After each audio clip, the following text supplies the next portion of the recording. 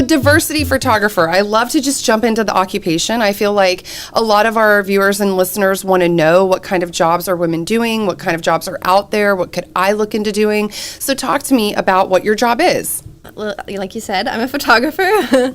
I have a degree in photography, and then after I graduated college, I moved to New York City to be a freelance photographer, and I work mainly in like fashion and beauty, and I do a lot of portraits for my like personal portfolio, and with the title being diversity photographer, for the sake of this, it's basically just photographing a lot of people that I think are visually underrepresented, and that's where the portraiture comes in a lot.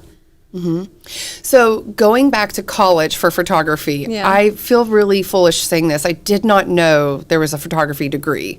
Okay, so how did you even know that? And this is one of the reasons I love what we do here, because I feel like growing up I didn't know the options. Me neither. Teacher, nurse, librarian.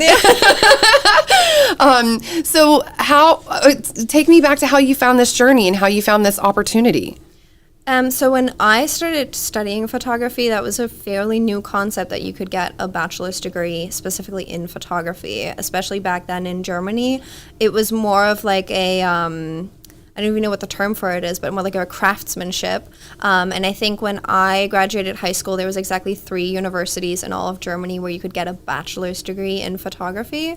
Most of the time it would be like communication design with a focus on photography. But I was lucky enough to get a spot at one of them. And it's, for me, I think the largest difference was that you really learn how to conceptualize your art, and you learn a lot of cultural, historic references, and the ethics and the moralities in being a visual creator, because it's such a unique decision-making process, and you learn to kind of have a critical perspective on why you make the decisions that you do and what kind of impact that can have on the people that are going to see your art.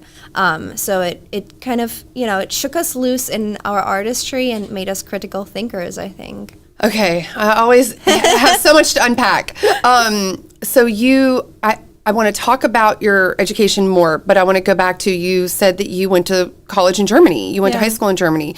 So you were born overseas? You're not from America? Yeah, in Germany. Okay, all right. Tell me about that. So I was born in Berlin, and then when I was 11, my family and we moved to Brussels in Belgium, and we lived there for 4 years. So that was kind of the first time that I got uprooted in my life, and I didn't speak any English when we moved to Brussels. I went to an all English speaking school, which was really tough in the beginning, but the school had a really good English as a second language program, because Brussels is the headquarters of the UN, so there's a lot of kids that needed to pick up English really quickly.